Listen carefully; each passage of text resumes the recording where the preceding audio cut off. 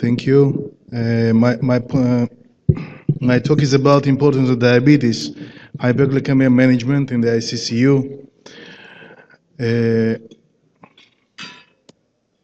Hyperglycemia is common, as we know, among patients with acute MI.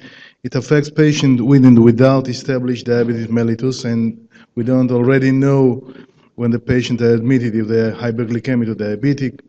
It's associated with adverse outcomes with a graded increase in the risk of mortality and complications. And diabetes is an important risk factor for mortality in acute MI. We have a lot of data about this.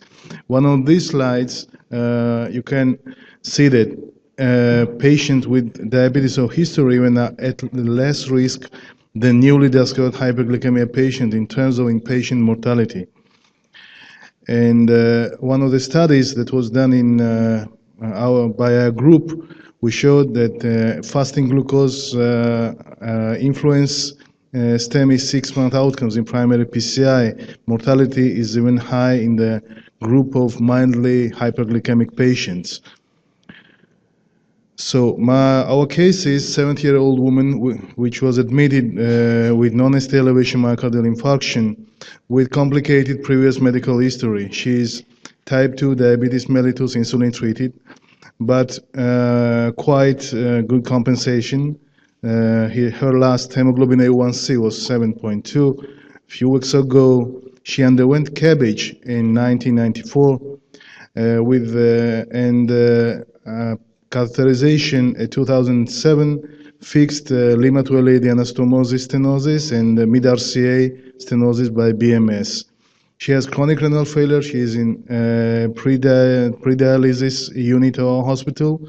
She was implanted TDD pacemaker for alternate bundle branch block and symptomatic bradycardia, and she has paroxysmal atrial fibrillation, but she is without oral anticoagulant treatment by her own decision. So on admission, her labs are, she has elevated troponin, she has very high glucose, 454, and creatinine level on admission, 3.12. It's her baseline. And she is treated by Lantus, no rapid, and all of the drugs we know for secondary prevention, including Lipitor and Clopidogrel and Propafenone for her PAF, and Candesartan and the calcium channel blocker. She is admitted with this EKG. You see incomplete left bundle branch block with diffuse ST depression. If you calculate a GRACE risk score, it has very high GRACE with in-hospital mortality death rate, in hospital mortality probability of 12%, or death OMI of 25%. And the patient, in this case, we have to, the question is that nobody in this room is lucky to catheterize the patient, but maybe there will be colleagues that would prefer conservative treatment because of very, very high risk, or according to guidelines, we have to proceed with early invasive management. Professor Banai, what's your... First of all, what makes me wonder and worry is that in 2007, in the state of Israel, a diabetic patient with renal failure post-bypass get multi-bare metal stenting. This is unheard of. This patient should get drug-eluting stents. And now we're dealing probably with the results of this, and I would go for invasive therapy. She's a young woman, she can be treated, and if she has a culprit lesion, should be treated mechanically and medically. David? Right. I think that this case underscores one of the problems that we have in everyday life, that patients who have decreased GFR, who are afraid from contrast-induced nephropathy, on the one hand. On the other hand, we know that these are the high-risk patients. And I think that the guidelines, at least they say that you should put aside the renal and you should put on top, your priority should be the cardiac condition. So in spite of the fact that she's at creatinine of 3 And in this case, especially because she's pre-dialytic already, but even if she would not be, I would put her cardiac status on top priority and catheterize her. Thank you. Some data from real field, and in this case, I've showed the El Baruni paper from American Heart Journal, and Sean is involved in this study. So we see that in Canada, we saw here the temporal trends of treating diabetic versus non-diabetic patient, and you see that they get less angiography, less vascularization, and they have higher mortality. Sean, can you comment on this slide, please? Yes, this is these were some interesting findings and have been seen in other settings besides our own Canadian patients. I think it comes back to a little bit of this sort of paradox that some of us discussed this morning, and I showed some examples from our registry experience. I think, unfortunately, that when people, when the healthcare providers risk stratify, they don't do necessarily a systematic job. They don't take into account all of the features. We tend to look at, the older patient, and we preferentially go to the younger patient because they're easier to cath, they don't have renal dysfunction, etc. And yet, that may be the very patient who's at highest risk and can benefit in absolute terms the most from a more aggressive both medical and mechanical strategy. So I think unfortunately we still, and some of it's risk features, some of it's appropriately not going forward, but I think we underestimate the ability to provide benefit in some of these patients, and it's disappointing. It was disappointing for us to see that those patients with diabetes, and we have some additional information over the course of time, it's getting better. They're getting more aggressively treated, but they're still undertreated, even in those who are otherwise eligible. So, like the story we heard from Noel as well, like women. Yeah. At least in Israel, I can tell you from axis, from the last two axes, 208 and 210, that at least in Israel, the diabetic patients were equally likely to be catheterized as non-diabetic patient. Regarding renal failure, I believe that the picture in Israel is not different than in Canada.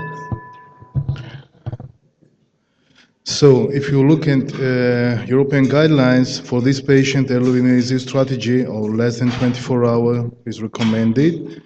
And the patient right now, we are stuck with her very high glucose levels. And there are some questions to the panel. What must be our glycemic goal?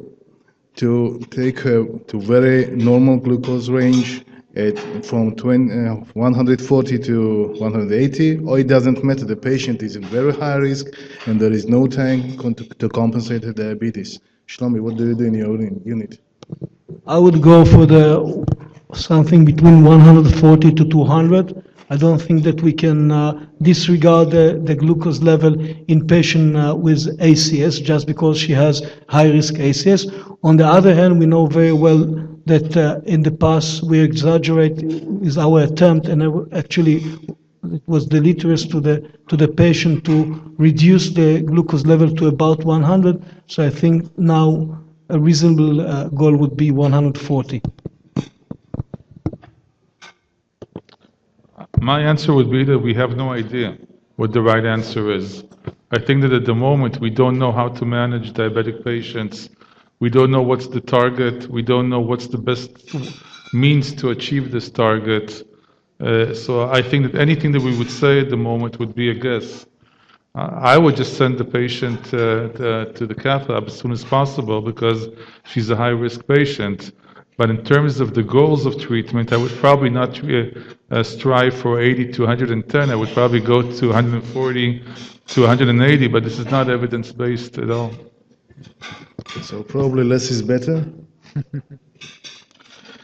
So if you look at this slide from circulation a few years ago, you see that if you improve diabetes control, actually you improve in hospital mortality of the patient, and the range is very strict.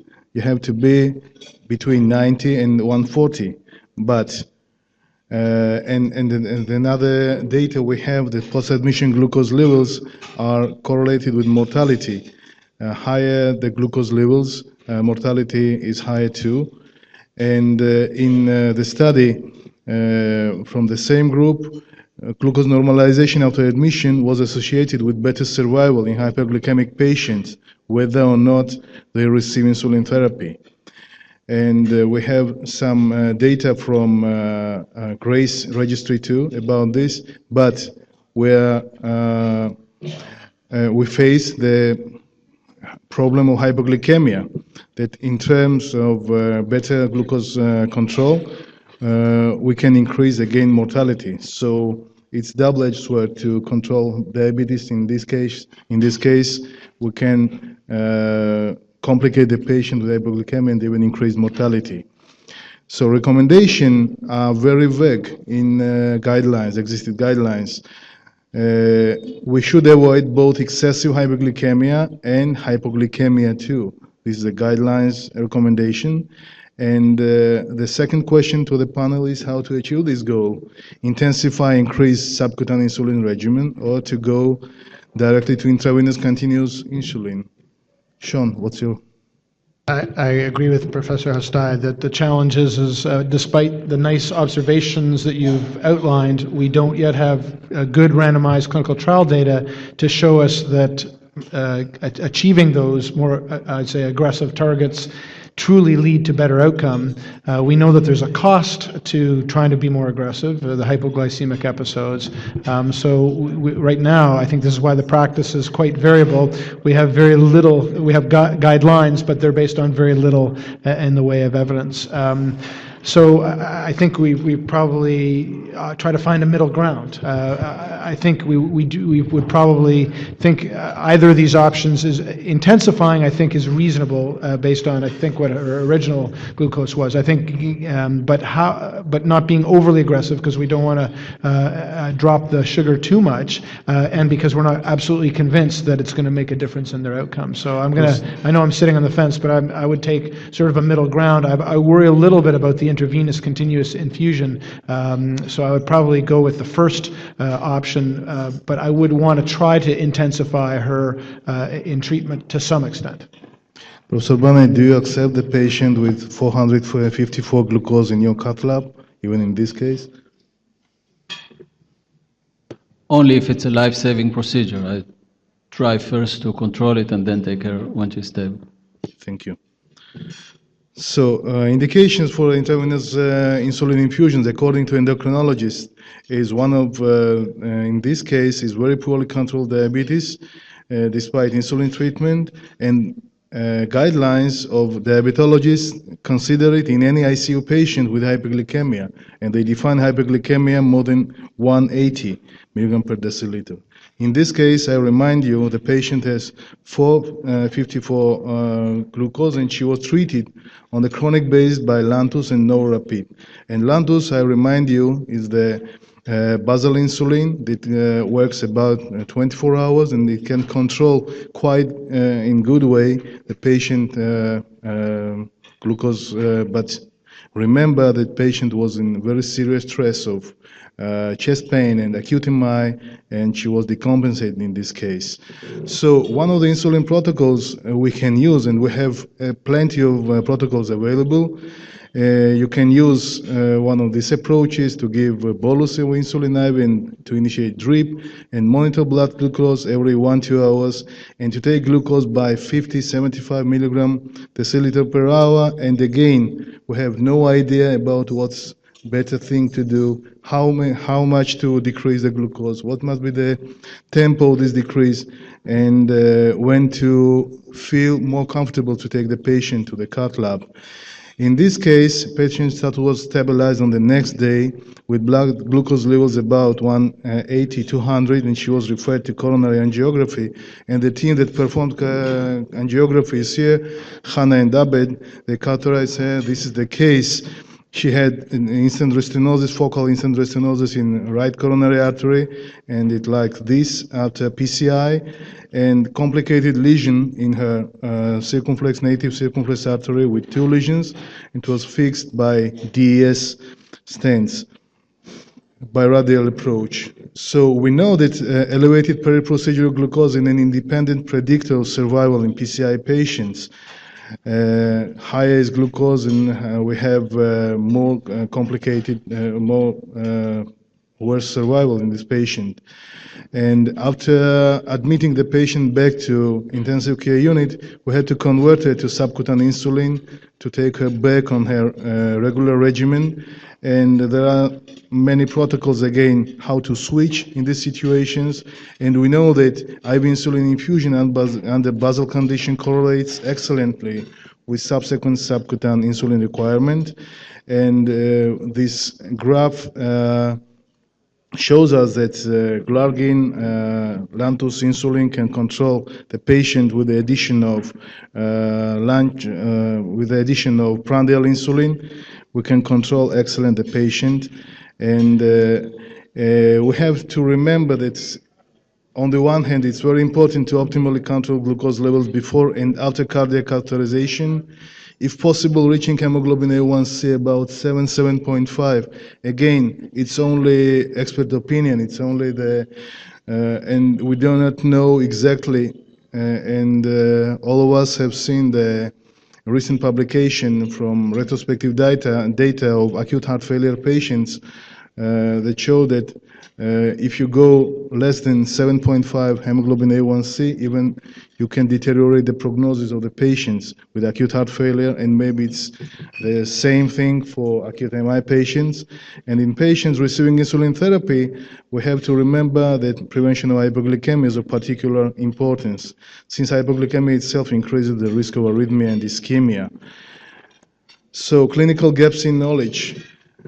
Is glucose level simply a risk marker of greater illness severity or risk factor with direct causal relationship? We do not know in acute coronary syndrome. Whether interventions to lower glucose in patients with ACS can improve survival and other outcomes is the open question. And what are the optimal target therapeutic strategies and timing for such interventions during ACS?